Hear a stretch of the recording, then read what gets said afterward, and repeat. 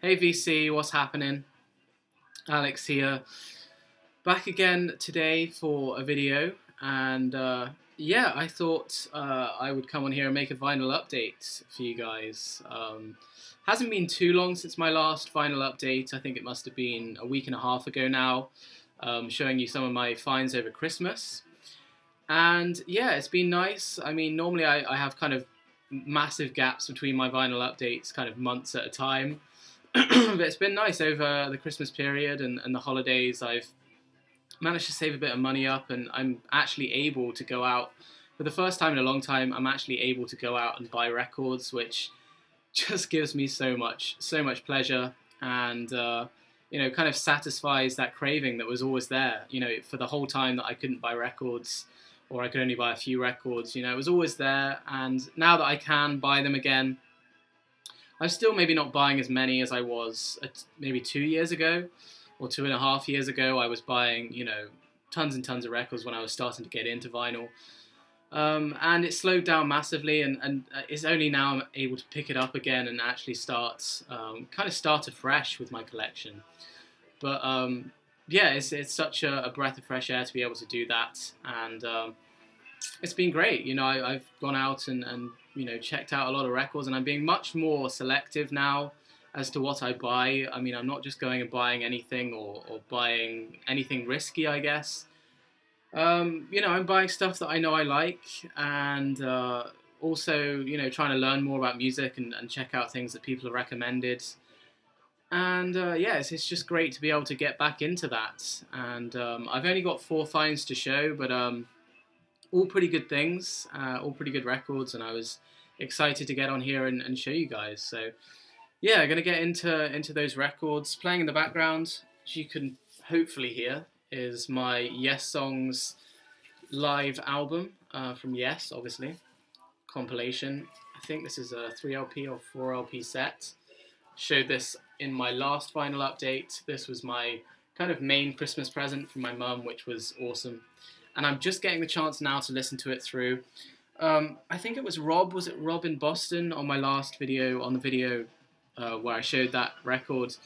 He said that he wasn't a fan of live albums, and it kind of made me think, you know, the opposite. I'm a massive fan of live albums, and I've really been, you know, getting into this record and going back and listening to some live albums. And even though, of course, it's never going to stack up against the experience of actually going to a show, I mean, listening to these 60s and 70s live shows is just, there's something magical about it, you know, because I was obviously never got the chance to see Yes live or Dylan live. It's amazing to be able to buy a record or have a recording of, you know, a moment in history, I guess. So yeah, I know live albums, as Rob, you know, pointed out, live albums definitely aren't for everybody, but I'm a big fan of them, and I think often the kind of true musicianship comes through on a live album in a way that it doesn't quite on some, you know, studio mixes. But yeah, I'm really enjoying listening to this. I'm only on the second, I think the second LP, or the first LP, but I have already listened to it through once, so yeah, it's great. Anyway, getting back on track, I'll get straight into these records. And this first one here is probably the best record that I've picked up recently. Was so happy to get this. I mean, I've definitely been looking to buy it for, well, ever since it came out, really. I've been looking for a copy on vinyl, and I've come across a couple, but maybe I just didn't have the money to splash out on this. And I saw it was on Amazon for £23, and I've seen it in the past, and it kind of, I was so tempted, but you know, £23 is quite a lot for a record, and I've kind of held off and put off buying this for some time. And the other day, I got a £15 Amazon gift card for Christmas, and I thought I'd put it towards this because you know, as I say, I've been kind of tempted by it for so long, and I thought I might as well just, you know, bite the bullet and pick this up. And I'm so happy I did. I'm so happy that I finally have a copy of this on vinyl, and it's one of my absolute favourite albums of the decade. Kendrick Lamar, his 2012 album, Good Kid, M.A.A.d City, which, yeah, came out last year, I think in October or November, and completely blew everybody away. This was definitely you know, one of those game-changing hip-hop albums that comes along now and again.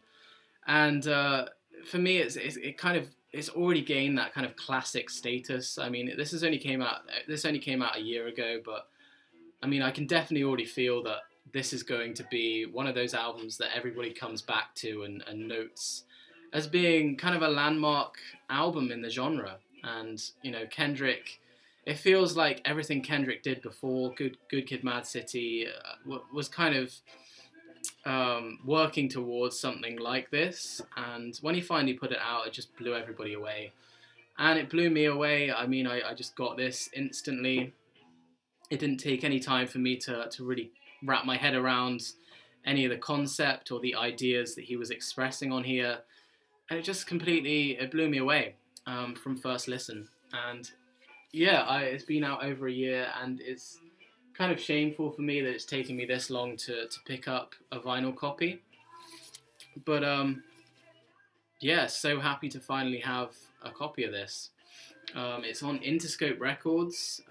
As you can see, it's a gatefold 2 LP set, and the vinyl feels pretty heavyweight. I don't think it's super heavyweight. I don't think it's 200 gram or maybe not even 180 gram vinyl, but it's definitely 150, and it could well be 180, I'm not sure.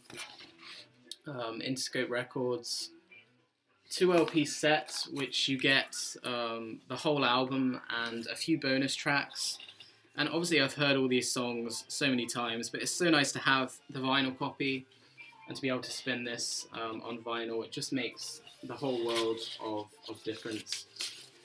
I mean, I know it sounds crazy, especially with an album like this, but you can definitely hear the kind of sonic differences between the vinyl pressing and hearing it digitally. It's definitely got that more kind of authentic sound, and you know, the kind of crackles and static of the record almost adds to the overall kind of atmosphere of this, I would say. So yeah, it's amazing to have a vinyl pressing, and just kind of super stoked to have that, to be honest. Right then, so secondly, we have another kind of recent album, I guess you could say. I think this one came out in either 2009 or 2010. I'm not too sure. But this is a band that I got into, I keep wanting to say this year, but of course it was last year. I got into this band through their 2013 album, and yeah, that album blew me away. And I kind of wanted to go back and discover the other albums that they'd released, which isn't too difficult because they've only put out, I think, 3 albums in total. And this one here is their second, and of course the band that I'm talking about is Vampire Weekend. And yeah, this is their second album called Contra. Came out in, yeah, I think it was 2009 or 2010. I know their debut came out in 2007. And I think this was a couple of years later. Very solid album in general. I had a chance to play this through earlier and spend some time with it.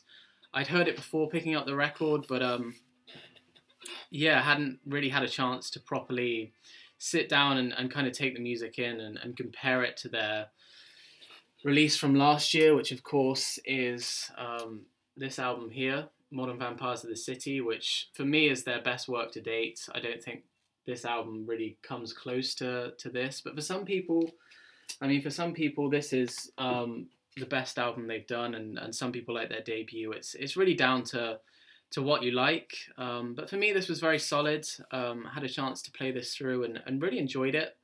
It's definitely got a kind of different vibe to it than the Modern Vampires of the City, and in a way it's got a different vibe to their first album, which I think was self-titled. It's definitely got its own sound, and maybe sounds slightly more pop orientated, slightly less experimental and avant-garde.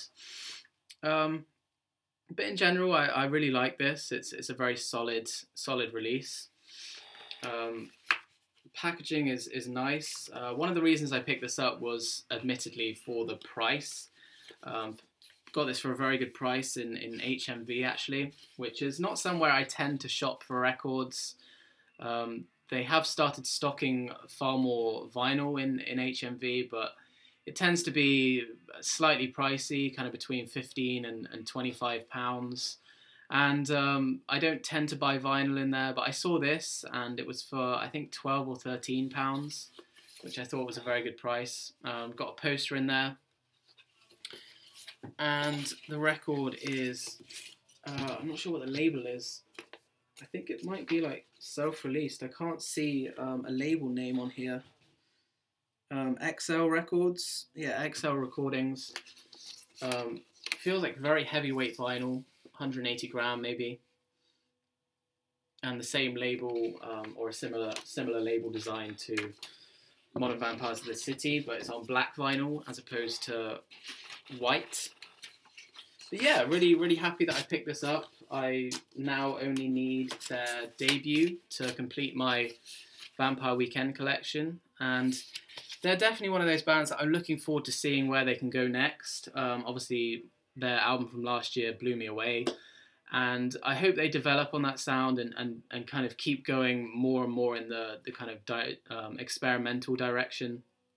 But yeah, I think they're definitely one of the more promising bands of today's age, I guess.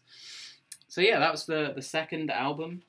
These last two finds are secondhand, and this one here actually I should have showed in maybe a couple of vinyl updates back, because this one I think I picked this up about 2 months ago and I must have just forgotten about it or something. I guess this is kind of a guilty pleasure, but I wouldn't say entirely so. I mean, a lot of people like this band. Some people aren't so fond of them, and I guess that's why it's a guilty pleasure. But picked up a copy of the Bee Gees. This is their album Spirits Having Flown. Spirits Having Flown. From, I think it's when did this album come out? Maybe 78 or 79. You guys will have to help me out on this one. I'm not too good with dates, as you can probably tell by now if you watch my videos. Yeah, this is Spirits Have Flown, maybe their most famous album. This has some of their greatest hits on it. Tragedy, which is obviously one of the almost, I'd say definitely their most famous song. It has another really recognizable one on here as well, but I can't remember it.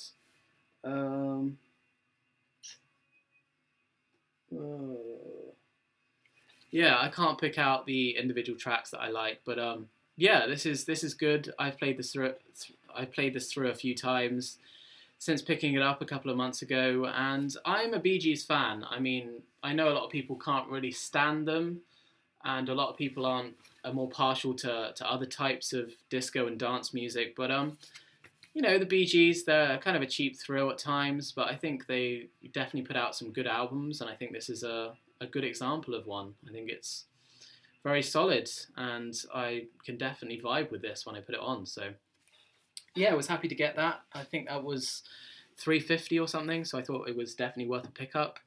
And this last one, again, a second-hand find. I found this today, actually, and it's one of the cheapest records I've found in my indie record store. It was only £1. Normally they have kind of a minimum price of $3.50, $2.50 to $3.50. Is kind of their minimum price for records, for second-hand records. And yeah, I found this for £1, and I thought it was definitely worth picking up. I got In Concert.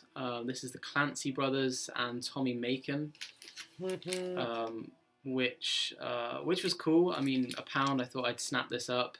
Clancy Brothers were very influential in the kind of Greenwich Village scene in New York in the early 60s, and the reason that I know about them is pretty much through watching No Direction Home, the documentary about Bob Dylan, and he talks a lot about how he was influenced by Tom Clancy and Tommy Macon and the Clancy Brothers, and they were a big part of the scene back then in the early 60s, and a lot of people were influenced by them. The Clancy Brothers were an Irish trio, I believe, and Tommy Macon kind of latched onto them back in the late 50s and early 60s.